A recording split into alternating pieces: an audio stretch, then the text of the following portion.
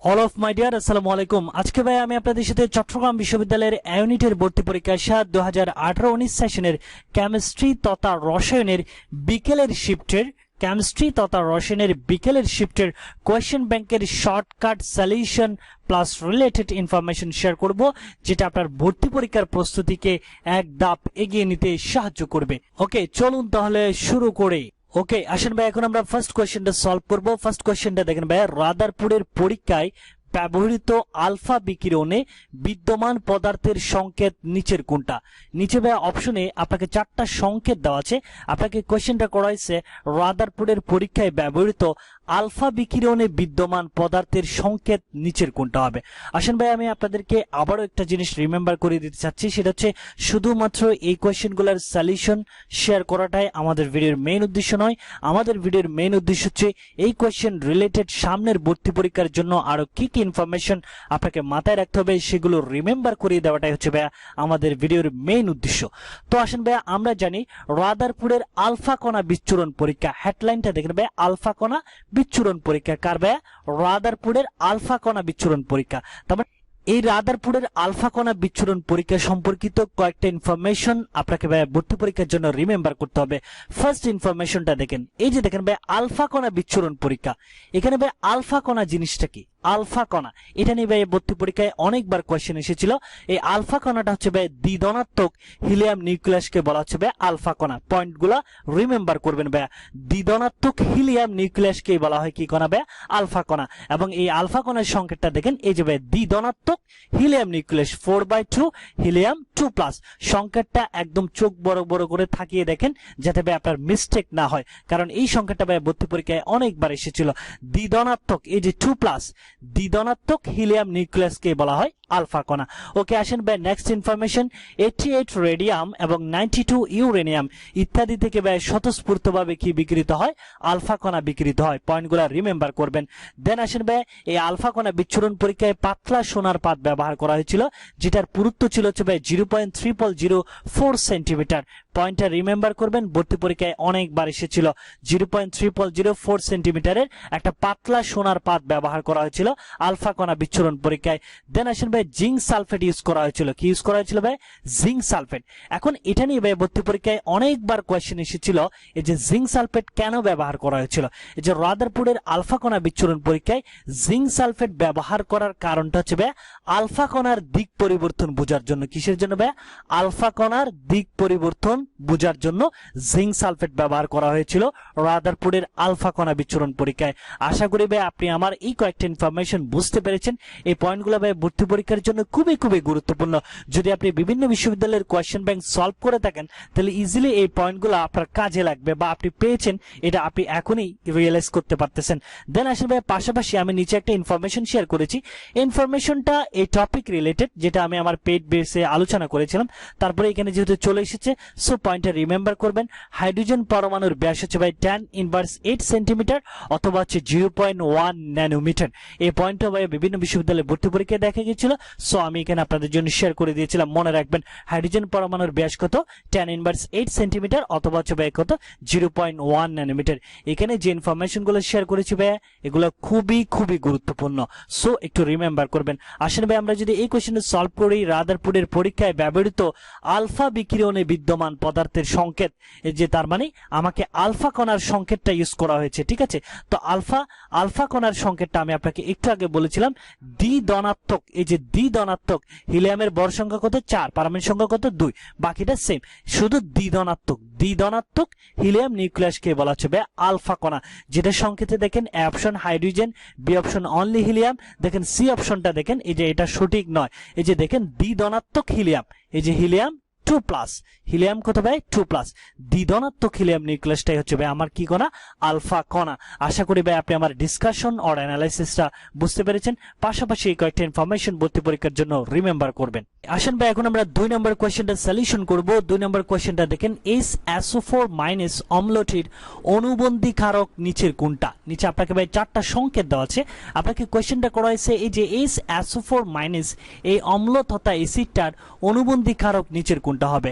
তো আসেন ভাই, যারা কিন্তু ভাইয়ের ভিডিওগুলো নিয়মিত দেখেন তাদের কিন্তু ভাই একটা শর্টকাট অলরেডি শেখানো হয়ে গেছে। শর্টকাটটা হচ্ছে আপনি কিভাবে অনুবন্ধী ক্ষারক এবং অনুবন্ধী অ্যাসিড বের করবেন। যারা জানেন তারাও আবার নতুন করে শর্টকাটটা একটু রিভিশন দিয়ে দেন, আর যারা জানেন না তারা ভাইয়ের কথাগুলো একটু কনসেন্ট্রেশন দিয়ে খেয়াল করেন যে আপনি কিভাবে খুব সহজে উইথিন 5 সেকেন্ডের মধ্যে অনুবন্ধী ক্ষারক এবং অনুবন্ধী অ্যাসিড এই দুইটা টপিকগুলো ক্লিয়ার করবেন। আসেন ভাই, একটা জিনিস ফার্স্ট আপনাকে বুঝতে হবে, আপনি অ্যাসিড থেকে পাবেন হচ্ছে কনজুগেট বেস তথা অনুবন্ধী ক্ষারক। অ্যাসিড থেকে কি পাবেন ভাই? অনুবন্ধী ক্ষারক পাবেন, বেস পাবেন, অনুবন্ধী ক্ষারক। এই জিনিসগুলো অনেকে বুঝেন না। দেন হচ্ছে ভাই বেস থেকে পাবেন হচ্ছে আপনি, বেস মানে কি? ক্ষারক। ক্ষারক থেকে পাবেন হচ্ছে আপনি কনজুগেট অ্যাসিড তথা অনুবন্ধী অ্যাসিড। এই দুইটা টপিক একটু বুঝতে হবে, রিমেম্বার করতে হবে। এখন আসেন ভাই শর্টকাটে আমরা কিভাবে অ্যাসিড থেকে কনজুগেট বেস তথা অনুবন্ধী ক্ষারক বের করব। শর্টকাটটা দেখেন ভাই খুবই সিম্পল, জাস্ট একটু বুঝতে হবে কনসেন্ট্রেশন দিয়ে। Remove 1 hydrogen from acid. Acid থেকে আপনি একটা হাইড্রোজেন রিমুভ করবেন, বাদ দিয়ে দিবেন এবং ডিক্রিজ দ্য চার্জ, এবং চার্জ 1 কমায় দিবেন। হাইড্রোজেন একটা রিমুভ করবেন, চার্জ একটা কমায় দিবেন। কমায় দিলেই আপনার অ্যাসিড থেকে যেটা পাবেন সেটা হচ্ছে আপনার কনজুগেট বেস। আশা করি ভাই বুঝতে পেরেছেন। আমরা যদি দু একটা এক্সাম্পল দিয়ে প্র্যাকটিস করে নিই, এটা মনে রাখবেন জাস্ট অ্যাসিড থেকে কিভাবে কনজুগেট বেস তৈরি করবেন। Remove 1 hydrogen from acid, decrease the charge. এই যে দেখেন একটা এক্সাম্পল প্র্যাকটিস করে নিই। SSO4- এই অম্লটার আমরা কনজুগেট বেস তথা অনুবন্ধী ক্ষারক বের করব উইথিন 5 সেকেন্ডে। তো শর্টকাটটা কি? একটা হাইড্রোজেন রিমুভ করে দিব। এখানে SSO4- আছে, একটা হাইড্রোজেন রিমুভ করলে আমার কি হচ্ছে? SO4। ঠিক আছে, এখন দেখেন ডিক্রিজ দ্য চার্জ কি হচ্ছে ভাই? Decrease the charge. এখানে চার্জ আছে হচ্ছে -1, মাইনাস কি আছে ভাই? 1, কিছু নাই মানে 1 আছে। এখন -1 থেকে চার্জ একটা চার্জ আপনাকে কমাইতে হবে। এখন যদি এটা যদি আরো পরিষ্কার বোঝায় সংখ্যা রেখায় দেখেন 0, -1, -2। এখানে চার্জ আছে হচ্ছে -1, কমাইলে কততে যাবে? -2। অনেকে এটা বুঝেন না, আপনারা -1 বড় কিন্তু -2 হচ্ছে, তো -1 থেকে কমাইলে হবে হচ্ছে চার্জ কত? -2। তার মানে এখানে চার্জটা হয়ে যাবে তখন কত ভাই? -2। আশা করি বুঝতে পেরেছেন। আপনি একটা হাইড্রোজেন রিমুভ করে দিবেন অ্যাসিড থেকে, একটা চার্জ কমাই দিবেন। -1 থেকে কমাইলে চার্জ হচ্ছে কত? একটা চার্জ কমালে -2। দেন আসেন হাইড্রোনিয়াম আয়ন H3O+, তাহলে এখানে একটা হাইড্রোজেন রিমুভ করে দেন, রিমুভ করলে থাকবে হচ্ছে H2O। দেন এখানে +1 আছে, কি আছে ভাই? +1। এই যে দেখেন 1। এখন +1 থেকে যদি কমান তাহলে কি হয়ে যাবে? 0। তাহলে 0 চার্জ, এটা আমাদের আর লেখার দরকার নেই। তার মানে হাইড্রোনিয়াম আয়নের অনুবন্ধী ক্ষারক হচ্ছে পানি। আশা করি ভাই বুঝতে পেরেছেন। দেন পাশাপাশি যে ক্ষারক থেকে কিভাবে আপনি অনুবন্ধী অ্যাসিড বের করবেন সেটা ট্রিক্সটাও দেখে নেন। এই যে দেখেন শর্টকাটটা কি দেখেন ভাই? add 1 hydrogen into base. একটু কম্পেয়ার করেন, আগেরটা কি ছিল? অ্যাসিড থেকে যখন আপনি অনুবন্ধী ক্ষারক বের করেছিলেন একটা হাইড্রোজেন রিমুভ করে দিয়েছিলেন, একটা চার্জ কমায় দিয়েছিলেন। আর এখানে সম্পূর্ণ বিপরীত, যখন ক্ষারক থেকে আপনি অ্যাসিড বের করবেন তখন একটা হাইড্রোজেন যোগ করবেন, একটা চার্জ কি করবেন ভাইয়া? বাড়ায় দিবেন। আশা করি ভাইয়া বুঝতে পেরেছেন। যেমন এই যে দেখেন CO3 এই ক্ষারকটার যদি আমরা অনুবন্ধী অ্যাসিড বের করি তাহলে একটা হাইড্রোজেন যোগ করব, যোগ করলে SCO3। এখন -2 আছে, চার্জ একটা কি করতে হবে ভাই? বাড়াইতে হবে। তাহলে -2 -1 0। তাহলে -2 থেকে যদি চার্জ বাড়ান তাহলে সেটা কি হয়ে যাবে? -1 হয়ে যাবে। পাশাপাশি OH-। আশা করি ভাই বুঝতে পেরেছেন। সো আর ইন ডিটেলস লং করতে চাচ্ছি না, আপনি জাস্ট শর্টকাটটা মনে রাখবেন। যখন আপনি ক্ষারক থেকে যখন আপনি অনুবন্ধী অ্যাসিড বের করবেন, হাইড্রোজেন একটা যোগ করবেন, চার্জ একটা কি করবেন? বাড়ায় দিবেন। ঠিক সম্পূর্ণ বিপরীত, যখন আপনি অ্যাসিড থেকে অনুবন্ধী ক্ষারক বের করবেন একটা হাইড্রোজেন রিমুভ করে দিবেন, একটা চার্জ কমাই দিবেন। আশা করি ভাই বুঝতে পেরেছেন। ওকে, আমরা যদি কোয়েশ্চেনটা সলভ করি, এখন তো বোঝাই হয়ে গেছে, এটা এক্সাম্পলে বুঝিয়ে দিয়েছি। SSO4-, তাহলে এই যে বলে দিয়েছে এই অম্লটার অনুবন্ধী ক্ষারক। তাহলে অনুবন্ধী ক্ষারক বের করার জন্য এই অম্লটা থেকে, অ্যাসিডটা থেকে যে হাইড্রোজেনটা আছে সেই হাইড্রোজেনটা আমরা মাইনাস করব, রিমুভ করব, আর চার্জ একটা কমাই দিব। তাহলে হাইড্রোজেন রিমুভ করলে হচ্ছে SO4, এখানে চার্জ আছে -1, কমাই দিলে হবে হচ্ছে ভাই 2 - 2। সো নিঃসন্দেহে এটার অনুবন্ধী ক্ষারক হচ্ছে কি ভাই? SO4-। আশা করি ভাই ডিসকাশনটা বুঝতে পেরেছেন। আর ভিডিওতে কি আপনারা লাইক দিতে ভুলে যান কেন বলেন তো? ভিডিওতে একটা এখনই লাইক দিয়ে দেন যদি আপনি এখনো লাইক না দিয়ে থাকেন। ওকে, আসেন ভাই এখন আমরা 3 নম্বর কোশ্চেনটা সলিউশন করব। 3 নম্বর কোশ্চেনটা দেখেন, দুধ হলো একটি ইমালশন, সাসপেনশন, ফোম নাকি সল। দেখেন ভাই এই যে এই কোয়েশ্চেন রিলেটেড একটা কোয়েশ্চেন চট্টগ্রাম বিশ্ববিদ্যালয়ে ভর্তি পরীক্ষায় প্রায় সময় দেখা যায়। তো এই কোয়েশ্চেন রিলেটেড কিছু ইনফরমেশন সামনের ভর্তি পরীক্ষার জন্য আপনাকে রিমেম্বার করতে হবে। এই যে দেখেন ভাই ইনফরমেশনগুলো, একটা হচ্ছে কলয়েড এবং সাসপেনশন, এই দুইটা জিনিস থেকে চট্টগ্রাম বিশ্ববিদ্যালয়ে ভর্তি পরীক্ষায় প্রায় সময় একটা কোয়েশ্চেন দেখা যায়, কমন টাইপের একটা কোয়েশ্চেন। তবে এখানে অ্যাট ফার্স্ট আমি আপনাকে একটা জিনিস, কনফিউশন সৃষ্টি করে একটা জিনিস দূর করতে চাচ্ছি, সেটা হচ্ছে এই যে ভাই কলয়েড এবং ইমালশন কিন্তু ভাই সেম কথা। কলয়েড এবং ইমালশন কিন্তু ভাই কি কথা, সেম কথা। এটার জন্য ভাই আমি আপনাদেরকে বারবার বলি, যেটা লাউ সেটা কদু, ঠিক আছে। ঠিক ঠিক ঠিক তেমনই ইমালশন এবং কলয়েড, যেটা লাউ সেটা কদুর মতো, রিমেম্বার করবেন। কারণ অনেক সময় অপশনে ইমালশন থাকে, অনেক সময় অপশনে কি থাকে, কলয়েড থাকে, বাট রিমেম্বার করবেন দুইটাই কিন্তু ভাই কি জিনিস, সেম জিনিস। তো আসেন ভাই এই যে সোডিয়াম ক্লোরাইড, ম্যাগনেসিয়াম ক্লোরাইড, এগুলো তো আর বলতে হবে না, এগুলো কি ভাই দ্রবণ, এগুলো দিয়ে আমরা কি ক্রিয়েট করি ভাই, দ্রবণ ক্রিয়েট করি, এগুলো হচ্ছে দ্রবণের উদাহরণ। আসেন কলয়েড বা ইমালশনের উদাহরণ হচ্ছে কি, দুধ, বাটার, রং, জেলি এবং শ্যাম্পু। এখানে 5টা দিয়েছি, এই 5টা ভর্তি পরীক্ষায় অপশনে প্রায় সময় আপনি দেখতে পাবেন। দুধ, বাটার, রং, জেলি এবং কি ভাই শ্যাম্পু, এগুলো হচ্ছে আমার ইমালশন তথা কলয়েডের কি ভাই উদাহরণ। দেন আসেন ভাই সাসপেনশন, সাসপেনশনের উদাহরণ হচ্ছে রক্ত, কলেরা ভ্যাকসিন এবং কি লোশন, এই 3টা হচ্ছে আমার সাসপেনশনের উদাহরণ। এখন আমি আপনাদেরকে বলবো এগুলো কিভাবে রিমেম্বার করবেন। রিমেম্বার করবেন হচ্ছে এরকম, একটু অন্তরের চোখ দিয়ে দেখেন জিনিসটা, কি চোখ ভাই, অন্তরের চোখ দিয়ে দেখেন জিনিসটা, আমার পার্সোনাল অভিমত থেকে বলতেছি। আপনি একবার দেখেন কলয়েডের উদাহরণ কি, দুধ, বাটার, রং, জেলি, শ্যাম্পু, ঠিক আছে। দেন আসেন সাসপেনশন, রক্ত, কলেরা ভ্যাকসিন, লোশন।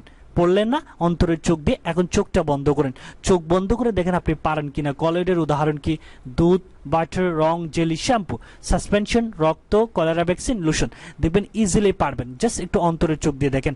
আর ভিডিও শেষে কি করবেন, আপনি আবার ট্রাই করবেন যে চোখ বন্ধ করে আপনার এই যে কলয়েড বা ইমালশনের উদাহরণগুলো, সাসপেনশনের উদাহরণগুলো আপনার মনে আছে কিনা, দেখবেন আর জীবনেও বলবেন না।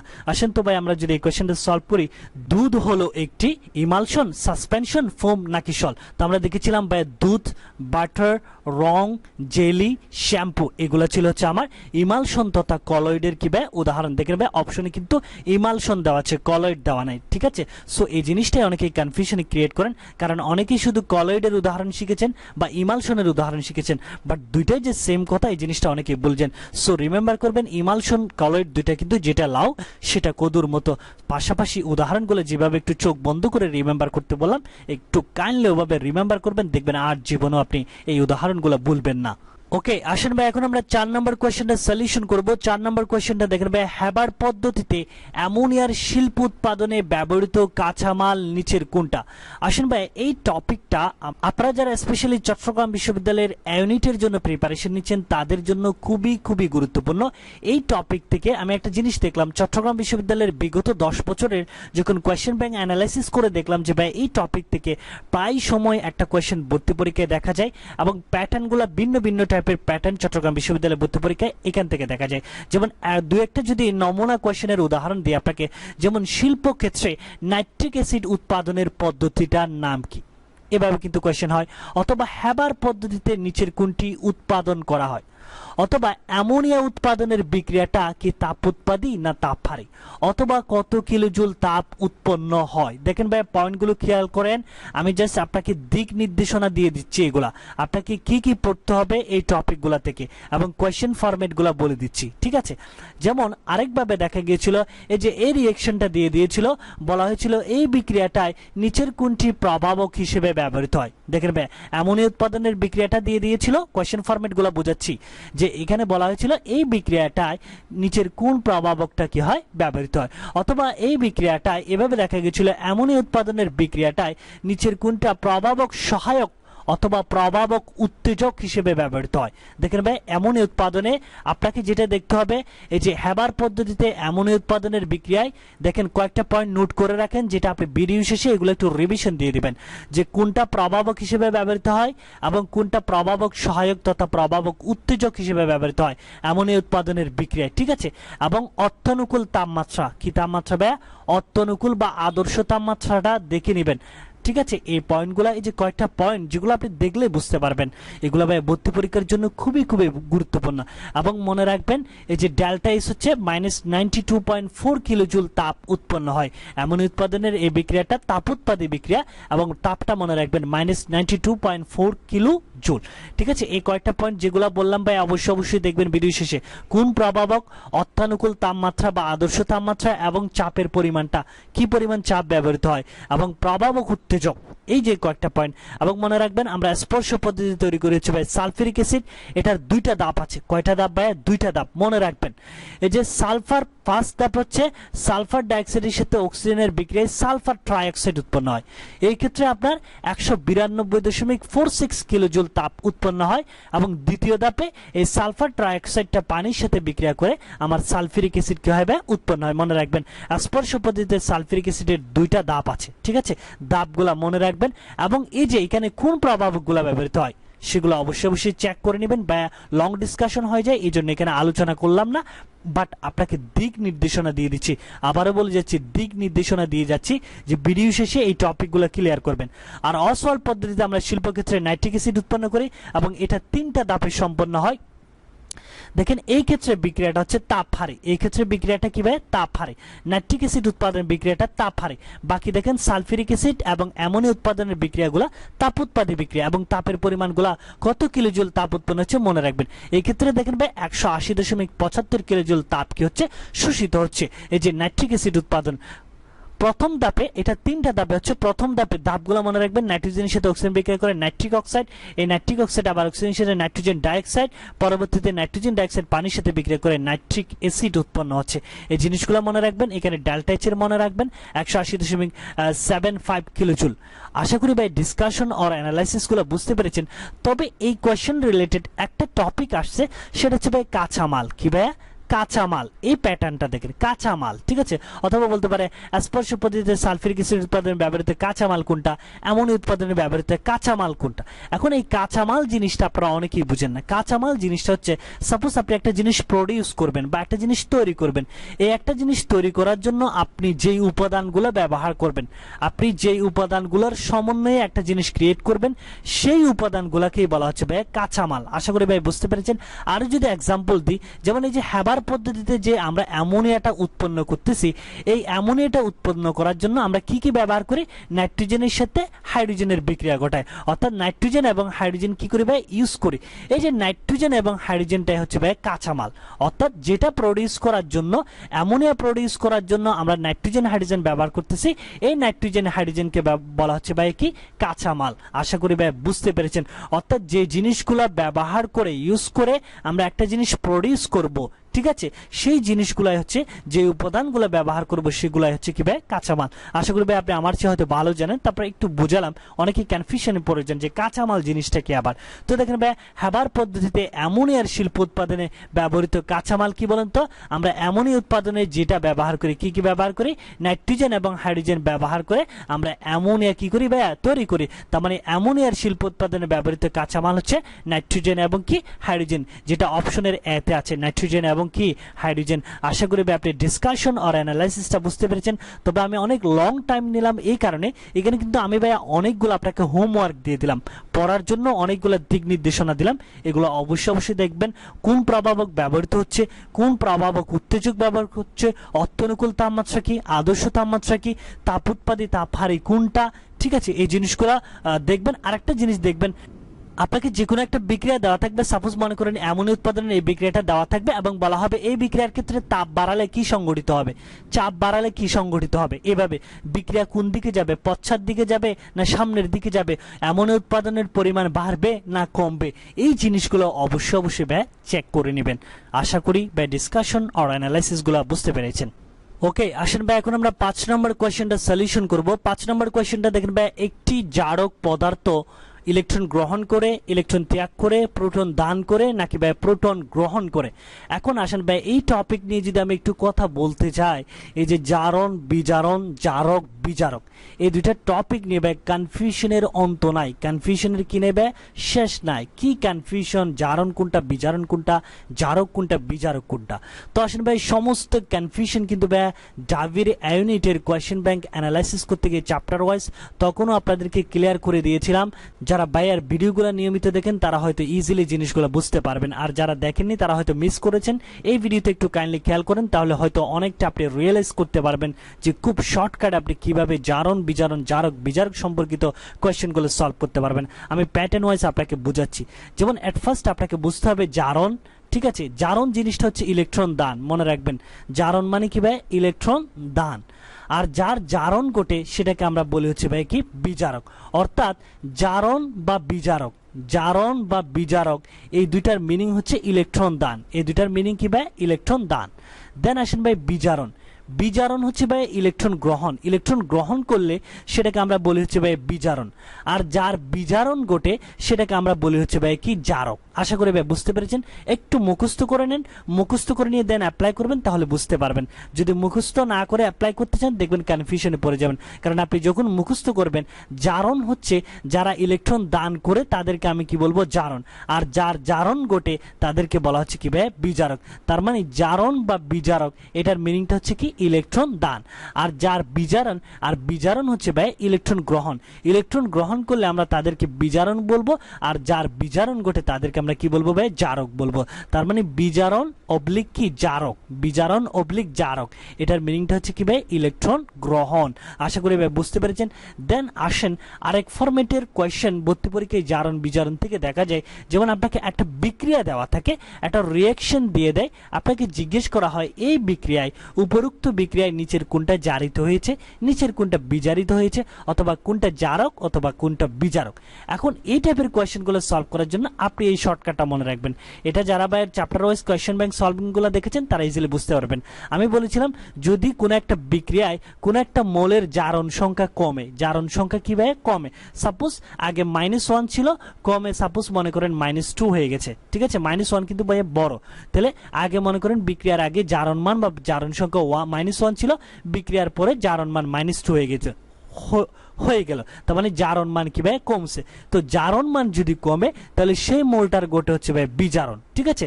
আর যার বিজারণ ঘটে তাকে আমরা কি বলি ভাই? জারক বলি। এইভাবে অ্যাপ্লাই করে কোয়েশ্চেনগুলো সলভ করতে হবে। আর জারণ সংখ্যা যদি বাড়ে তাহলে সেটাকে আমরা কি বলবো ভাই? জারণ। যেমন মনে করেন কোন একটা বিক্রিয়ায়, কোন একটা মোলের বিক্রিয়ার আগে মনে করেন জারণ মান +1, বিক্রিয়ার পরে মনে করেন জারণ মান +5 হয়ে গেল। তার মানে জারণ মান কি হয়েছে? বাড়ছে। যদি জারণ মান বাড়ে তাহলে সেই মোলটার হচ্ছে জারণ ঘটে, অর্থাৎ সেই মোলটা জারিত হয়। আর যার জারণ ঘটে বা জারিত হয় সেই মোলটাকে আবার আমরা বলবো হচ্ছে কি ভাই? বিজারক। আশা করি ভাই বুঝতে পেরেছেন। এইভাবে ভাই আপনি এই দুইটা শর্টকাট অ্যাপ্লাই করে এই টাইপের কোয়েশ্চেনগুলো, রিঅ্যাকশন টাইপের কোয়েশ্চেনগুলো, যে এই বিক্রিয়ায় কোন মোলটা জারিত হয়েছে, কোনটা বিজারিত হয়েছে, কোনটা জারক কোনটা বিজারক, এগুলো ভাই আপনি খুব ইজিলি সলভ করতে পারবেন। জাস্ট সিম্পলি এই দুইটা পয়েন্ট মনে রাখবেন। আশা করি ভাই আপনি ডিসকাশন অর অ্যানালাইসিসটা বুঝতে পেরেছেন। আমি এত ডিপ যাচ্ছি না, বাট আপনাকে একটু দেখিয়ে দিলাম, ইনস্ট্রাকশন দিয়ে দিলাম যে কোন টাইপের কোয়েশ্চেনগুলো আপনি কিভাবে অ্যাপ্লাই করবেন। রিঅ্যাকশন টাইপের কোয়েশ্চেনগুলো আপনি এটা অ্যাপ্লাই করবেন। জারণ সংখ্যা যদি কমে তাহলে সেটার বিজারণ ঘটে, আর যার বিজারণ ঘটে সেটা কি? জারক। আর জারণ মান বা জারণ সংখ্যা যদি বাড়ে তাহলে সেই মোলটার জারণ ঘটে, আর যার জারণ ঘটে সেটাকে আমরা বলবো হচ্ছে কি? বিজারক। পাশাপাশি পূর্বে বলেছি জারণ মানে হচ্ছে ইলেকট্রন দান, ঠিক আছে? জারণ মানে কি? ইলেকট্রন দান। আর ইলেকট্রন, আর যার জারণ ঘটে সেটাকে আমরা বলবো কি? বিজারক। আর বিজারণ মানে হচ্ছে ইলেকট্রন গ্রহণ, আর যার বিজারণ ঘটে সেটাকে আমরা বলবো কি? জারক। অর্থাৎ বিজারক বা জারণ এটার মিনিংটা হচ্ছে ইলেকট্রন দান, আর জারক এবং বিজারণ এটার মিনিংটা হচ্ছে কি ভাই? ইলেকট্রন গ্রহণ। আশা করি ভাই বুঝতে পেরেছেন। ওকে, আমরা যদি কোয়েশ্চেনটা সলভ করি, একটি জারক পদার্থ কি করবে? তো আমরা দেখেছিলাম ভাই জারক পদার্থের আগে এই জারক আমরা কোথা থেকে পাবো? জারক পাবো হচ্ছে ভাই বিজারণ থেকে। জারক পাবো কোথা থেকে? বিজারণ থেকে। অর্থাৎ যার বিজারণ ঘটে সেটাকে আমরা বলি হচ্ছে কি ভাই? জারক। এখন বিজারণ কখন ঘটে? বিজারণ মানে হচ্ছে ইলেকট্রন গ্রহণ। ইলেকট্রন গ্রহণ করলে সেটার কি ঘটে ভাই? বিজারণ ঘটে। অর্থাৎ বিজারণ এবং জারক মিনিংটা হচ্ছে কি ভাই? ইলেকট্রন কি? গ্রহণ। তো দেখেন একটি জারক পদার্থ কি গ্রহণ করবে ভাই? ইলেকট্রন গ্রহণ করবে। আশা করি ভাই বুঝতে পেরেছেন। জাস্ট সিম্পলি আপনি এই কয়েকটা ইনফরমেশন একটু রিমেম্বার করবেন, তাহলে ইজিলি ভাই জারণ বিজারণ সম্পর্কিত যে কোনো কোয়েশ্চেন আপনি সলভ করতে পারবেন। ওকে, আসেন ভাই এখন আমরা 6 নম্বর কোয়েশ্চেনটা সলিউশন করব। 6 নম্বর কোয়েশ্চেনটা দেখেন ভাই, আইসোটোনিক দ্রবণ হচ্ছে যাদের একই স্ফুটনাঙ্গ, যাদের একই বাষ্পচাপ, যাদের একই গলনাঙ্গ, নাকি যাদের একই অবিস্রবণীয় চাপ। যারা চট্টগ্রাম বিশ্ববিদ্যালয়ের কোয়েশ্চেন ব্যাংক সলভ করতেছেন তারা ইজিলি বুঝতে পারতেছেন এরকম ভাই চট্টগ্রাম বিশ্ববিদ্যালয়ের কমন বেসিক টাইপের ডেফিনিশন সংক্রান্ত একটা কোয়েশ্চেন ভর্তি পরীক্ষায় দেখা যায়। তো আসেন ভাই এটার জন্য আপনাকে 3টা ডেফিনিশন মাথায় রাখতে হবে, যেগুলো চট্টগ্রাম বিশ্ববিদ্যালয় ভর্তি পরীক্ষায় প্রায় সময় দেখা গেছিল। এটা হচ্ছে হাইপারটোনিক দ্রবণ, আর হচ্ছে হাইপোটোনিক দ্রবণ, আর হচ্ছে ভাই আইসোটোনিক দ্রবণ। এই 3 দ্রবণের ডেফিনিশন চট্টগ্রাম বিশ্ববিদ্যালয়ে প্রায় সময় দেখা গেছিল। আসলে ভাই হাইপারটোনিক দ্রবণের কঠিন উপাদান বিবেচ্য দ্রবণ অপেক্ষা বেশি হলে সেই দ্রবণটাকে আমরা বলি হচ্ছে হাইপারটোনিক দ্রবণ। দেখেন ভাই ডেফিনিশনটা, হাইপারটোনিক দ্রবণের ডেফিনিশনটা হচ্ছে দ্রবণের কঠিন উপাদান যদি বিবেচ্য দ্রবণ অপেক্ষা বেশি হয় তাহলে সেটাকে হাইপারটোনিক দ্রবণ। আর হাইপোটোনিক দ্রবণ যেটা, এটা কম। দ্রবণের কঠিন উপাদান বিবেচ্য দ্রবণ অপেক্ষা কম হলে সেই দ্রবণটাকে বলা হচ্ছে হাইপোটোনিক দ্রবণ। পারটোনিক দ্রবণে বিবেচ্য দ্রবণ অপেক্ষা বেশি হবে, আর দ্রবণের কঠিন উপাদান যখন বিবেচ্য দ্রবণ অপেক্ষা কম হবে তখন সেক্ষেত্রে ভাই হাইপোটোনিক দ্রবণ হবে। আমি আপনাকে জাস্ট ডেফিনেশন গুলো বললাম, এখন আপনাকে একটু কাইন্ডলি চোখ বড় বড় করে যেটা বলি ভাই একটু দেখতে হবে ভালো করে। দেন আসেন ভাই আরেকটা দ্রবণ চট্টগ্রাম বিশ্ববিদ্যালয় ভর্তি পরীক্ষায় দেখা যায়, সেটা হচ্ছে আইসোটোনিক দ্রবণ। আইসোটোনিক দ্রবণ হচ্ছে দ্রবণদের অভিস্রবণ চাপ যদি সমান হয় তাহলে সেই দ্রবণটাকে বলা হচ্ছে আইসোটোনিক দ্রবণ। কি দ্রবণ ভাই? আইসোটোনিক দ্রবণ। আশা করি ভাই বুঝতে পেরেছেন। পারটোনিক দ্রবণ হচ্ছে দ্রবণের কঠিন উপাদানটা বিবেচ্য দ্রবণ অপেক্ষা বেশি হবে, আর হাইপোটোনিক দ্রবণে দ্রবণের কঠিন উপাদানটা বিবেচ্য দ্রবণ অপেক্ষা কম হবে, আর আইসোটোনিক দ্রবণে দ্রবণদের অভিস্রবণ চাপ কি হবে? সমান হবে। আশা করি ভাই বুঝতে পেরেছেন। এই 3টে ডেফিনেশন একটু মুখস্থ করবেন। আইসোটোনিক দ্রবণ হচ্ছে এই যে ডি অপশনে যেটা আছে, যাদের একই অবিস্রবণীয় কি চাপ, কারণ আমরা দেখেছিলাম আইসোটোনিক দ্রবণ হচ্ছে দ্রবণদের অবিস্রবণীয় চাপ কি সমান, যেটা অপশনে ডি তে আছে, যাদের একই অবিস্রবণীয় চাপ তাদেরকে বলা হচ্ছে ভাই আইসোটোনিক দ্রবণ। আশা করি ভাই ডিসকাশন অর অ্যানালাইসিসটা বুঝতে পেরেছেন। সিম্পলি এই 3টে ডেফিনেশন একটু মাথায় রাখলেই চলবে। ওকে, আসেন ভাই এখন আমরা 7 নম্বর কোয়েশ্চেনটা সলভ করব। 7 নম্বর কোয়েশ্চেনটা দেখেন ভাই, স্বাভাবিক বৃষ্টির পানির পিএইচ কত? স্বাভাবিক বৃষ্টির পানির পিএইচ কত? অ্যাকচুয়ালি ভাই এগুলো হচ্ছে মুখস্থ টাইপের কিছু কোয়েশ্চেন যেগুলো ভর্তি পরীক্ষায় প্রায় সময় দেখা যায়। তো আসেন ভাই এই কোয়েশ্চেন রিলেটেড কিছু ইনফরমেশন আপনাকে চট্টগ্রাম বিশ্ববিদ্যালয়ে ভর্তি পরীক্ষার জন্য স্পেশালি মাথায় রাখতে হবে, কারণ ভাই চট্টগ্রাম বিশ্ববিদ্যালয়ে পিএইচ সংক্রান্ত একটা কোয়েশ্চেন আপনি প্রতি ইয়ারেই খুঁজে পাবেন। প্রতি ইয়ারে হয় একটা গাণিতিক সমস্যা দিবে, না হয় একটা মুখস্থ টাইপের কোয়েশ্চেন দিবে, না হয় একটা বিক্রিয়া টাইপের কোয়েশ্চেন দিবে। এইভাবে চট্টগ্রাম বিশ্ববিদ্যালয় ভর্তি পরীক্ষায় আপনি পিএইচ সংক্রান্ত একটা কোয়েশ্চেন খুঁজে পাবেন। তো আসেন ভাই এই কোয়েশ্চেন রিলেটেড আপনাকে কিছু ইনফরমেশন মাথায় রাখতে হবে। যেমন দেখেন, মনে রাখবেন সমুদ্রের পানির পিএইচ হচ্ছে 8। সমুদ্রের পানির পিএইচ এর মান কত? 8।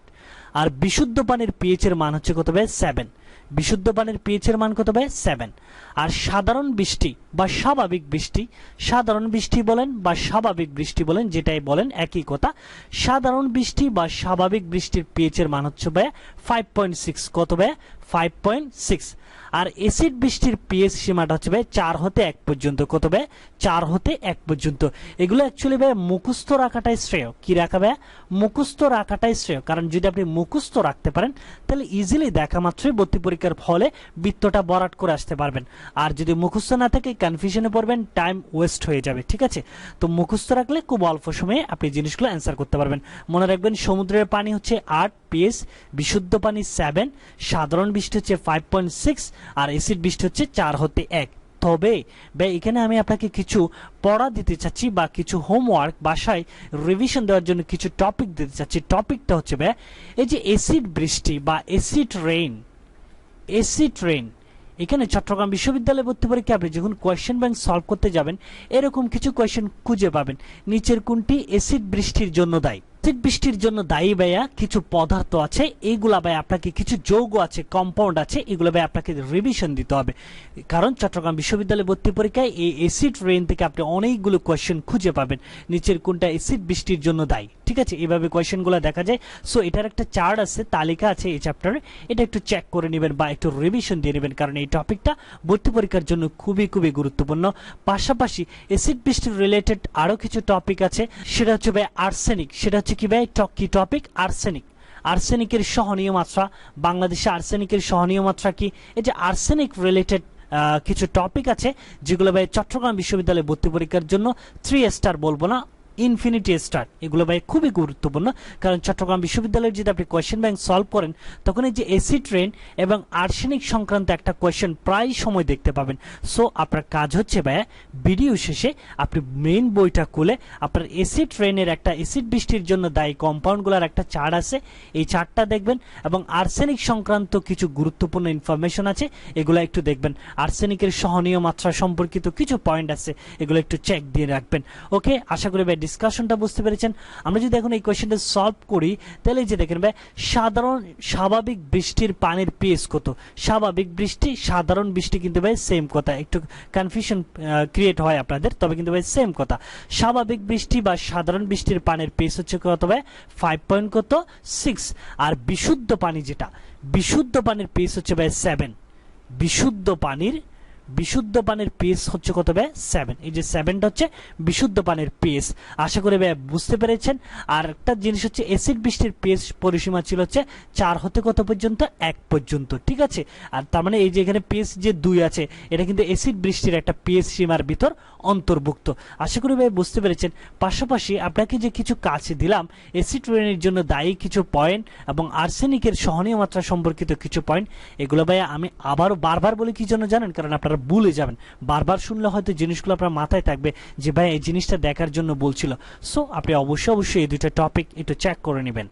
ওকে, আসেন ভাই এখন আমরা 8 নম্বর কোয়েশ্চেনটা সলভ করব। 8 নম্বর কোয়েশ্চেনটা দেখেন ভাই, নিম্নের কোন যৌগটি প্রাইমারি স্ট্যান্ডার্ড পদার্থ হিসেবে ব্যবহৃত হয় না? দেখেন ভাই কোয়েশ্চেনটা, নিচের কোন যৌগটা প্রাইমারি স্ট্যান্ডার্ড পদার্থ হিসেবে ব্যবহৃত হয় না? তাহলে এই কোয়েশ্চেনটা এভাবে না বলে সরাসরি কিন্তু অন্যভাবে বলতে পারতো যে নিচের কোনটি সেকেন্ডারি স্ট্যান্ডার্ড পদার্থ। কি বলতে পারতো ভাই? নিচের কোনটি সেকেন্ডারি স্ট্যান্ডার্ড পদার্থ। দেখেন ভাই কোয়েশ্চেন ফরম্যাটগুলো কিভাবে ঘুরিয়ে দিতে পারে, যে নিম্নের কোন যৌগটি প্রাইমারি স্ট্যান্ডার্ড পদার্থ হিসেবে ব্যবহৃত হয় না, এটা যে কথা, নিচের কোনটি সেকেন্ডারি স্ট্যান্ডার্ড পদার্থ, সেম কথা। তো আসেন ভাই, এই যে প্রাইমারি স্ট্যান্ডার্ড পদার্থ এবং সেকেন্ডারি স্ট্যান্ডার্ড পদার্থ, এই টপিকটা কিন্তু ভাই শুধুমাত্র চট্টগ্রাম বিশ্ববিদ্যালয় নয়, বিভিন্ন বিশ্ববিদ্যালয়ে ভর্তি পরীক্ষার জন্য খুবই খুবই গুরুত্বপূর্ণ। তো এটার একটা শর্টকাট হচ্ছে, আপনি এক্সাম্পলগুলো অনেকেই মুখস্থ করতে পারেন না, বা মুখস্থ করতে পারলে তো বেটার। এই যে প্রাইমারি স্ট্যান্ডার্ড পদার্থ এবং সেকেন্ডারি স্ট্যান্ডার্ড পদার্থের শর্টকাট ট্রিক্সটা হচ্ছে এরকম। এই যে আপনি প্রাইমারি স্ট্যান্ডার্ড পদার্থ শর্টকাটে মনে রাখবেন হচ্ছে, যেসব যৌগের নামে সি থাকবে, কি থাকবে ভাই? সি। কার্বন, যেসব যৌগের সংকেতগুলোতে সি আছে, তারা সাধারণত প্রাইমারি স্ট্যান্ডার্ড পদার্থ হতে দেখা যায়।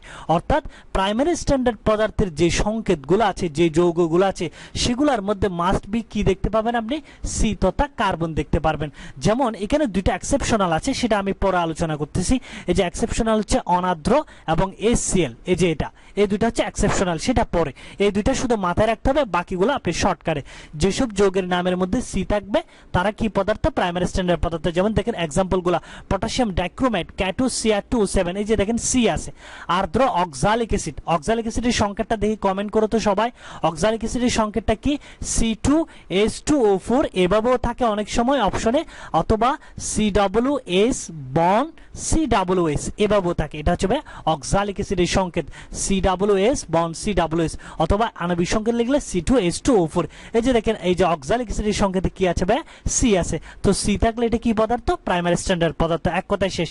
এই যে 4 নম্বরে যে এক্সাম্পলটা, COONA বন্ড COONA, এটার সাথে অক্সালিক অ্যাসিডের সংকেতের একটা চরম মিল আছে। যেমন এই যে দেখেন অক্সালিক অ্যাসিডের সংকেতটা কি ছিল? CWS bond CWS। এটাতে জাস্ট এই যে COONA বন্ড COONA, এটাতে পার্থক্য পার্থক্যটা হচ্ছে ভাই এই যে এই হাইড্রোজেন পরমাণু দুইটা সোডিয়াম পরমাণু দিয়ে রিপ্লেস হয়েছে কি দিয়ে ভাই সোডিয়াম পরমাণু দিয়ে রিপ্লেস হয়েছে COO কি ভাই Na এটার নাম হয়ে গেছে ভাই সোডিয়াম অক্সালেট কি ভাই সোডিয়াম অক্সালেট আগেরটা হচ্ছে অক্সালিক অ্যাসিড থেকে দুইটা হাইড্রোজেন সোডিয়াম দ্বারা প্রতিস্থাপিত হয়েছে সোডিয়াম অক্সালেট তো এই ক্ষেত্রে দেখেন ভাই C আছে সো C থাকলে এটা কি পদার্থ প্রাইমারি স্ট্যান্ডার্ড পদার্থ দেন পরেরটা হচ্ছে ভাই সাকসিনিক অ্যাসিড এটা হচ্ছে সাকসিনিক অ্যাসিডের সংকেত যেটার মধ্যে C এর অভাব নাই দেন আসেন সোডিয়াম কার্বনেট ঠিক আছে Na2CO3 এটা তো কি আছে ভাই কার্বন আছে সো এই সবগুলো আমার হচ্ছে কি পদার্থ ভাই প্রাইমারি স্ট্যান্ডার্ড পদার্থ বাট দেখেন ভাই সেকেন্ডারি স্ট্যান্ডার্ড পদার্থ যেগুলো আছে সেগুলোর যে এক্সাম্পল এক্সেপশনাল আগে বলে দিয়েছে HCl এ যদিও কার্বন আছে যদিও C আছে তাও কিন্তু ভাই এটা প্রাইমারি স্ট্যান্ডার্ড পদার্থ নয় এটা সেকেন্ডারি স্ট্যান্ডার্ড পদার্থ এটা হচ্ছে এক্সেপশনাল এটা একটু রিমেম্বার করবেন এই যে দেখেন sodium hydroxide potassium permanganate sodium thiosulphate এই যে সালফিউরিক অ্যাসিড এই সবগুলোতে দেখেন একটাতেও কিন্তু ভাই C নাই C না থাকলে সেটা সেকেন্ডারি স্ট্যান্ডার্ড পদার্থ C থাকলে সেটা প্রাইমারি স্ট্যান্ডার্ড পদার্থ তবে একটা এক্সেপশনাল C থাকা সত্ত্বেও এটা প্রাইমারি স্ট্যান্ডার্ড পদার্থ হয় নাই সেটা হচ্ছে হাইড্রোক্লোরিক অ্যাসিড মাস্ট বি মনে রাখবেন তবে আমি আপনাকে আরেকটা এক্সেপশনাল বলেছিলাম এই যে সোডিয়াম থায়োসালফেট যখন অনার্দ্র সোডিয়াম থায়োসালফেট দিবে যখন অনার্দ্র লেখা থাকবে তখন সেক্ষেত্রে এটা প্রাইমারি স্ট্যান্ডার্ড পদার্থ যদিও এখানে C নাই বাট যদি সরাসরি সোডিয়াম থায়োসালফেটটা থাকে Na2S2O3 সেক্ষেত্রে এটা হচ্ছে ভাই সেকেন্ডারি স্ট্যান্ডার্ড পদার্থ আশা করি ভাই এই দুটো এক্সেপশনাল কেস রিমেম্বার করবেন তাহলে খুব ইজিলি আপনি প্রাইমারি স্ট্যান্ডার্ড পদার্থ এবং সেকেন্ডারি স্ট্যান্ডার্ড পদার্থর এই এক্সাম্পলগুলো বা এই টাইপের কোয়েশ্চেনগুলো সলভ করতে পারবেন পাশাপাশি আমি আপনাকে দুইটা কাজ দিতে চাচ্ছি ফার্স্ট ওয়ার্কটা হচ্ছে আপনি অবশ্যই বই খুলে প্রাইমারি ও সেকেন্ডারি স্ট্যান্ডার্ড পদার্থের বৈশিষ্ট্যগুলো অবশ্যই মুখস্থ করবেন বা মনে রাখবেন অবশ্যই দেখবেন কারণ এই বৈশিষ্ট্যগুলো ভর্তি পরীক্ষায় দেখা গিয়েছিল প্রাইমারি এবং সেকেন্ডারি স্ট্যান্ডার্ড পদার্থের বৈশিষ্ট্যগুলো একটু দেখে নেবেন দেন হচ্ছে ভাই গ্রিন কেমিস্ট্রির যে 12টা নীতি আছে গ্রিন কেমিস্ট্রির কয়টা নীতি আছে ভাই গ্রিন কেমিস্ট্রির 12টা নীতি অবশ্যই চোখ বুলিয়ে নেবেন কারণ এই গ্রিন কেমিস্ট্রির 12টা নীতি প্রাইমারি সেকেন্ডারি স্ট্যান্ডার্ড পদার্থের বৈশিষ্ট্য এগুলো চট্টগ্রাম বিশ্ববিদ্যালয়ের ইউনিটের ভর্তি পরীক্ষার জন্য ভাই খুবই গুরুত্বপূর্ণ পাশাপাশি এখানে যে শর্টকাটটা আলোচনা করলাম এগুলো একটা রিমেম্বার করলে চলবে তো আসেন ভাই আমরা যদি কোয়েশ্চেনটা সলভ করি নিম্নের কোন যৌগটি প্রাইমারি স্ট্যান্ডার্ড পদার্থ হিসেবে ব্যবহৃত হয় না অর্থাৎ আমাকে সেকেন্ডারি স্ট্যান্ডার্ড পদার্থ কোনটা সেটা বের করতে হবে এই যে দেখেন Ca2Cr2O7 এখানে C আছে সো C যেহেতু আছে এটা হচ্ছে প্রাইমারি স্ট্যান্ডার্ড পদার্থ এখানে দেখেন সোডিয়াম কার্বনেট C আছে সো এটা প্রাইমারি স্ট্যান্ডার্ড পদার্থ এই যে দেখেন ডি অপশনে দেখেন ভাই যেটা আছে এটা তো অনেকগুলো C এর অভাব নাই সো C যেগুলোতে আছে সবগুলো প্রাইমারি স্ট্যান্ডার্ড পদার্থ আমাকে বের করতে হবে প্রাইমারি স্ট্যান্ডার্ড পদার্থ 9 কোনটা তাহলে 9 হচ্ছে দেখেন এ অপশনে যেটা আছে KMnO4 যেখানে C নাই তো C না থাকলে এটা হচ্ছে সেকেন্ডারি স্ট্যান্ডার্ড পদার্থ অর্থাৎ এটা প্রাইমারি স্ট্যান্ডার্ড পদার্থ নয় দ্যাটস ওয়াই এই কোশ্চেনের অ্যানসার হবে এ আশা করি ভাই আপনি অ্যানালাইসিসের থিসিসটা বুঝতে পেরেছেন ওকে আসেন ভাই এখন আমরা একসাথে 9 10 11 এই তিনটা কোশ্চেন একসাথে সলভ করব এটার কারণ হচ্ছে ভাই এই তিনটা কোশ্চেন 9 10 11 এই তিনটা কোশ্চেন ভাই একদম বেসিক লেভেল থেকে করা কোশ্চেন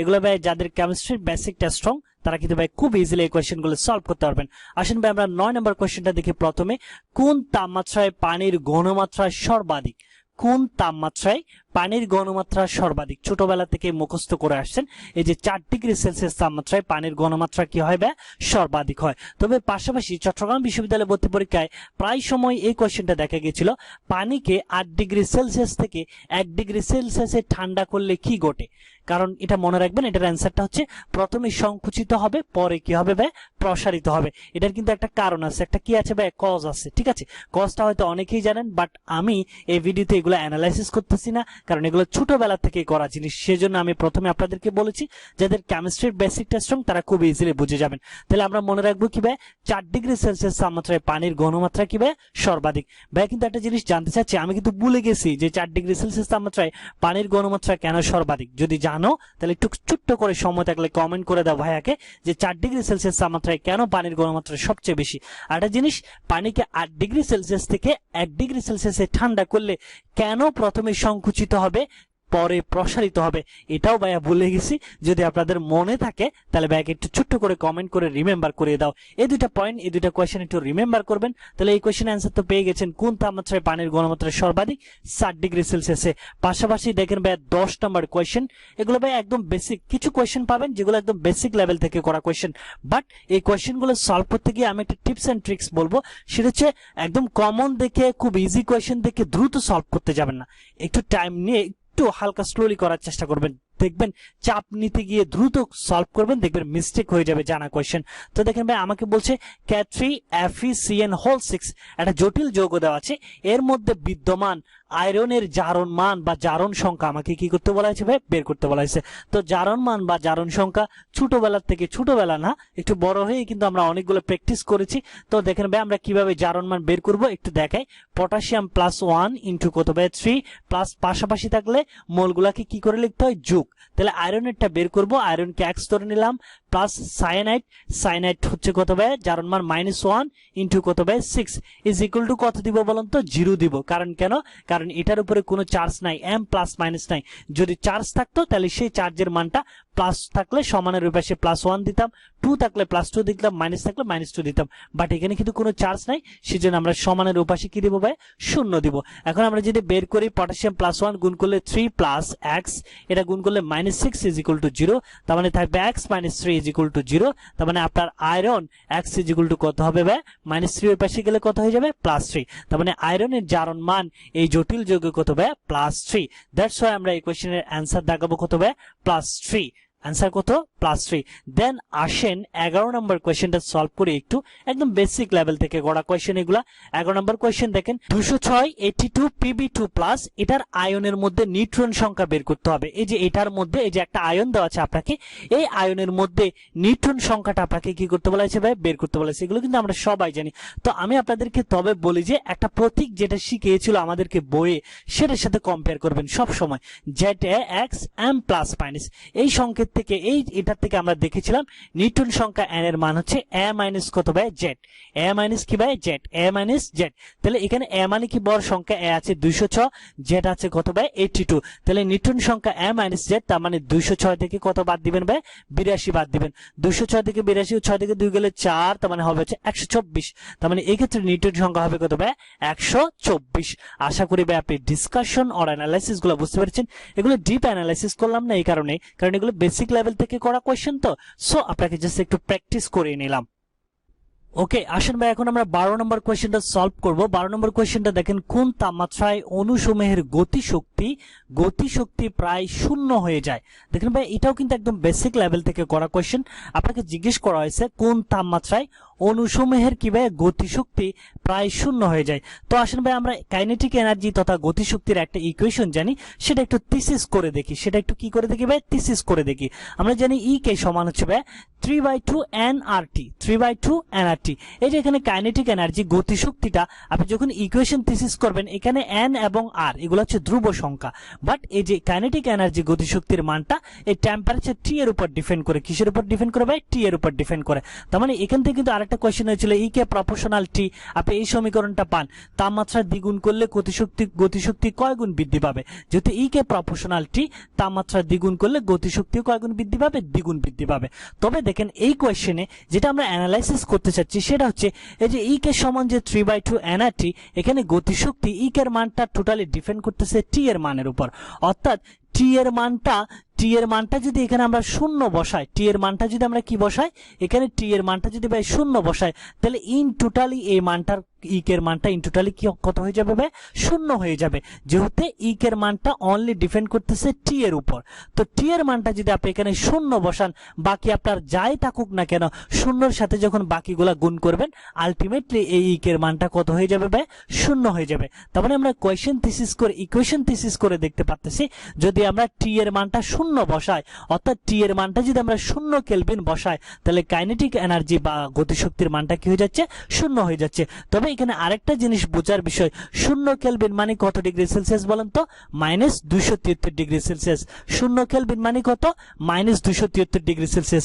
কারণ আমরা ভাই সেলসিয়াস স্কেল এবং কেলভিন স্কেলের মধ্যে ইকুয়েশন যুক্ত যে সম্পর্কগুলো আছে সেখানে আমরা দেখেছিলাম ভাই 0 কেলভিন মানে হচ্ছে কত ভাই, -273 ডিগ্রি সেলসিয়াস। তার মানে আমরা ইকুয়েশন থিসিস করে পাচ্ছি এখানকে এই গতিশক্তির ইকুয়েশনে টি এর মানটা 0 কেলভিন বা -273 ডিগ্রি সেলসিয়াস তাপমাত্রা যদি বসাই, 273 ডিগ্রি সেলসিয়াস যদি বসাই, তাহলে গতিশক্তি ইক এর মানটা কত হয়ে যাবে, 0 হয়ে যায়। তবে এখানে আমি আপনাকে কিছু কাজ দিতে চাচ্ছি, কিছু টপিক সিলেক্ট করে দিতে চাচ্ছি, যেগুলো স্পেশালি যারা সিওর ইউনিটের জন্য প্রিপারেশন নিচ্ছেন তাদের জন্য খুবই খুবই গুরুত্বপূর্ণ।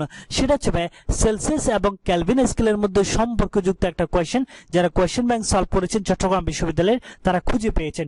যেমন একটা কোয়েশ্চেন এরকম দেখা গিয়েছিল, দেখে পারেন কিনা আপনারা, যে কোন তাপমাত্রায়, খুব ভালো করে খেয়াল করেন দেখি কয়জন অ্যান্সার করতে পারো, কোন তাপমাত্রায় সেলসিয়াস এবং ফারেনহাইট স্কেলে একই পার্ট পাওয়া যাবে। দেখি, আমি আর বলবো না, কোন তাপমাত্রায় সেলসিয়াস এবং ফারেনহাইট স্কেলে একই পার্ট পাওয়া যাবে। সবাই কমেন্ট করে দেখি কার অ্যান্সার সঠিক হয়। এই কোয়েশ্চেনটা চট্টগ্রাম বিশ্ববিদ্যালয়ে ভর্তি পরীক্ষায় দেখা গেছিল। আর হচ্ছে মনে করেন সেলসিয়াস স্কেলের একটা টেম্পারেচার দিয়ে দিবে, আপনাকে ফারেনহাইট স্কেলে কত হবে সেটা জিজ্ঞেস করতে হবে।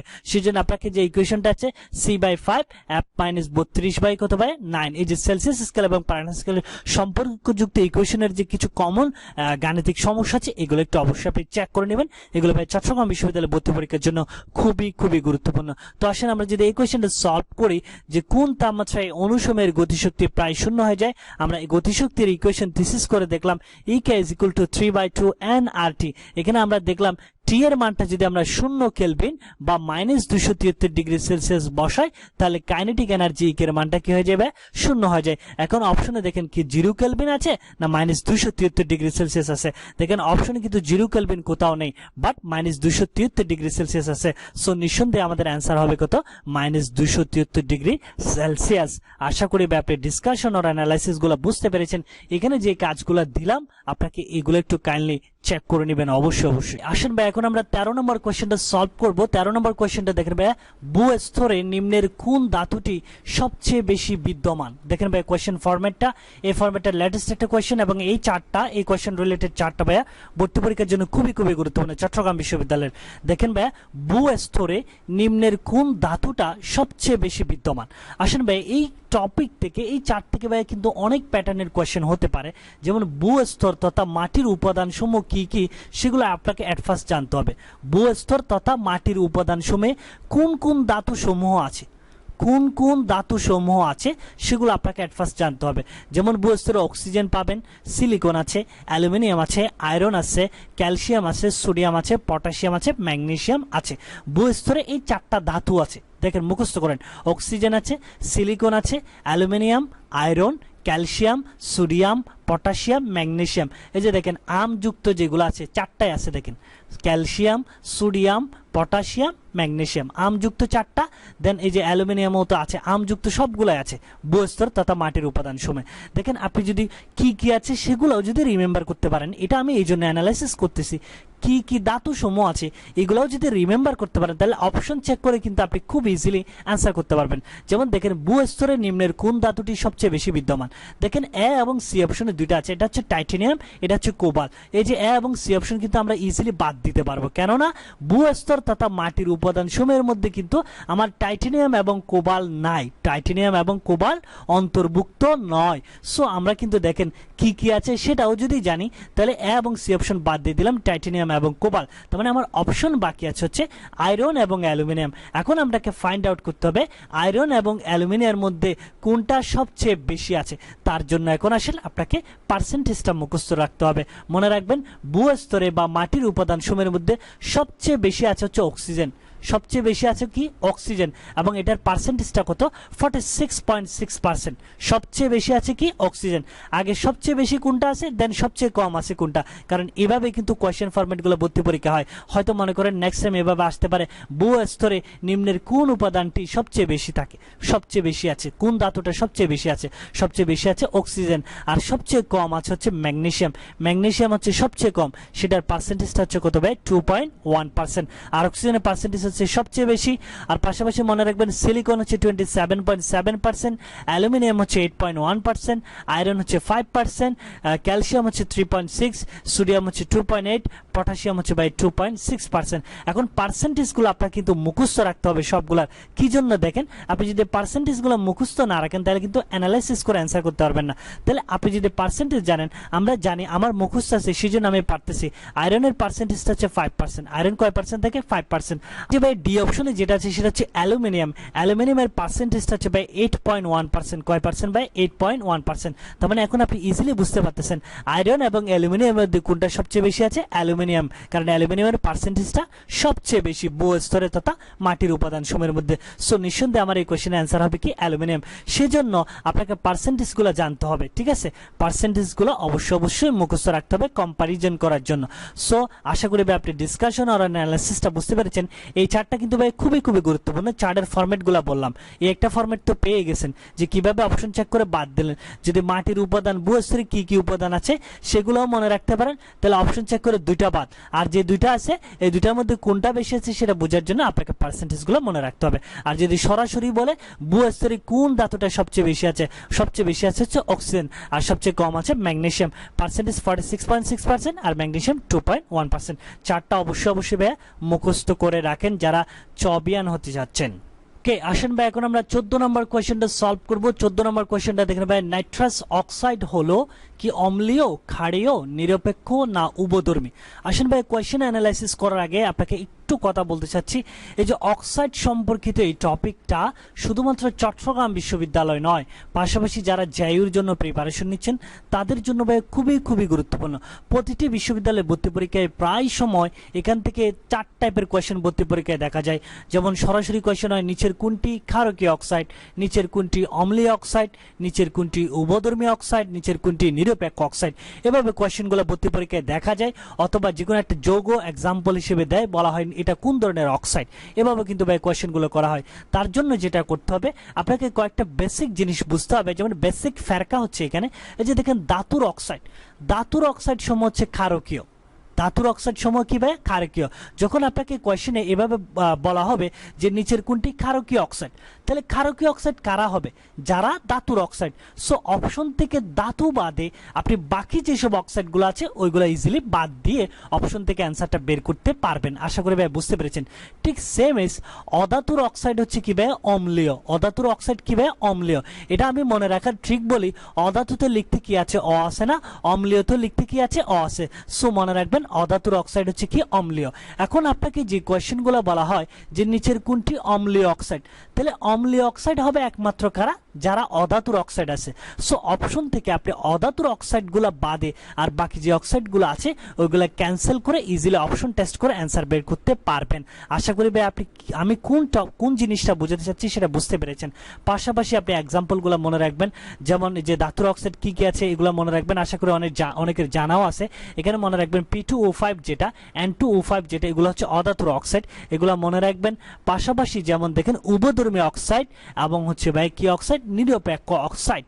উভধর্মী অক্সাইড এবং নিরপেক্ষ অক্সাইড, এই দুইটা অক্সাইডের এক্সাম্পলগুলো অবশ্যই আপনি মুখস্থ রাখবেন, কারণ আপনি ধাতুর অক্সাইডগুলা বুঝতে পারবেন। ধাতুর অক্সাইডগুলো ক্ষারকীয় অক্সাইড, অর্থাৎ ক্ষারকীয় অক্সাইড কোনগুলো হবে সেটা আপনি বুঝতে পারবেন যে ধাতুর অক্সাইড দিয়ে। বাট উভধর্মী অক্সাইড এবং নিরপেক্ষ অক্সাইড এগুলো একটু আপনাকে এক্সাম্পলগুলো অবশ্যই মুখস্থ রাখতে হবে। যেমন নিরপেক্ষ অক্সাইড হচ্ছে কারা, এখানেও একটা ফেরকা আছে। উভধর্মী অক্সাইড হবে কারা, যারা ধাতুর অক্সাইড। যেসব ধাতুর অক্সাইডের মধ্যে ওই অক্সাইডগুলো অ্যাসিড কার দুইটার সাথে বিক্রিয়া করবে, আগেরটার সাথে কম্পারিজন করেন। ধাতুর অক্সাইডগুলোকে আমরা বলেছিলাম ক্ষারকীয় অক্সাইড। কি অক্সাইড? ক্ষারকীয় অক্সাইড, ঠিক আছে। তবে কিছু কিছু ধাতুর অক্সাইড আছে যেগুলো অ্যাসিড ক্ষার দুইটার সাথে বিক্রিয়া করবে, তাদেরকে আমরা একমাত্র বলবো উভধর্মী অক্সাইড। উভধর্মী অক্সাইডের এক্সাম্পলগুলো মনে রাখবেন, zinc oxide, aluminium oxide, stainless oxide, PbO2 লেটের এই দুইটা অক্সাইডই কি উভধর্মী অক্সাইড, মনে রাখবেন PbO2 দুইটাই উভধর্মী অক্সাইড। দেন আসে নিরপেক্ষ অক্সাইড। নিরপেক্ষ অক্সাইড হবে অধাতুর অক্সাইডগুলো। আমরা আগে বলেছিলাম একটু কম্পারিজন করেন, তাহলে জিনিসগুলো আপনার কনসেপ্টগুলো ক্লিয়ার হয়ে যাবে। অধাতুর অক্সাইডকে বলেছিলাম অম্লীয় অক্সাইড, ঠিক আছে। আবার কিছু কিছু অধাতুর অক্সাইড আছে যেগুলো অম্ল অর্থাৎ অ্যাসিড কার দুইটার সাথে বিক্রিয়া, কোনোটার সাথে বিক্রিয়া করবে না। এটা দেখেন উভধর্মী অক্সাইড হচ্ছে ধাতুর কিছু অক্সাইড আছে যেগুলো অ্যাসিড কার দুইটার সাথে বিক্রিয়া করবে, টিক মার্ক মানে বিক্রিয়া করবে। আর অধাতুর অক্সাইড হচ্ছে যে অধাতুর কিছু অক্সাইড আছে যেগুলো অ্যাসিড কার কোনোটার সাথে বিক্রিয়া করে না, তাদেরকে আমরা বলবো হচ্ছে নিরপেক্ষ অক্সাইড। যেমন এই যে এই নিরপেক্ষ অক্সাইডগুলো এক্সাম্পলগুলো মনে রাখার একটা ছন্দ আপনারা হয়তো সবাই জানেন, কোনো পানি নেই, এভাবে মনে রাখতাম, কোনো পানি কি নেই, এভাবে কোনো পানি নেই। এই যে কোনো যদি আপনি ইংলিশে লেখেন CONO, কোনো পানি, পানির সংকেত কি H2, পানি নেই, দিয়ে হচ্ছে নাইট্রাস অক্সাইড N2O, এভাবে আমরা মনে রাখতাম কোনো পানি নেই, কোনো CONO, কোনো পানি নেই, দিয়ে হচ্ছে কি নাইট্রাস অক্সাইড। এভাবে কিন্তু আমরা নিরপেক্ষ অক্সাইডগুলো মনে রাখতাম। আশা করি ভাই ডিসকাশন আর অ্যানালিসিসগুলো বুঝতে পেরেছেন। আমি এই থিসিসগুলো একটু করে করলাম এই কারণে অক্সাইড টপিকটা কিন্তু ভাই ভর্তি পরীক্ষার জন্য খুবই গুরুত্বপূর্ণ। আপনি এক্সাম্পলগুলো অবশ্যই মুখস্থ রাখবেন। তাহলে আমরা পেলাম কি নাইট্রাস অক্সাইড কি অক্সাইড বলেন তো ভাই? নাইট্রাস অক্সাইড হচ্ছে নিরপেক্ষ অক্সাইড, যেটা আমি আপনাকে একটু আগে বললাম কোনো পানি নেই, কোনো পানি নেই এই সেন্টেন্সের মধ্যে অন্তর্ভুক্ত নিরপেক্ষ অক্সাইড মনে রাখার, কোনো পানি H2O N2O নাইট্রাস অক্সাইড, ঠিক আছে। এইগুলো হচ্ছে ভাই আমার নিরপেক্ষ অক্সাইডের উদাহরণ। তারপরে নাইট্রাস অক্সাইড হবে একটা নিরপেক্ষ অক্সাইড, পাশাপাশি উভধর্মী অক্সাইড, ধাতুর অক্সাইড, অধাতুর অক্সাইড, এগুলো একটু কাইন্ডলি রিমেম্বার করবেন। Okay bye today up to this, পরবর্তী ভিডিও দেখার আমন্ত্রণ জানিয়ে আজকের ভিডিওটা এখানেই শেষ করছি। Thanks for watching the video. অবশ্যই সবাই ভিডিওতে একটা লাইক দিতে কিন্তু ভুলবা না, লাইক কিন্তু তোমরা দাও না।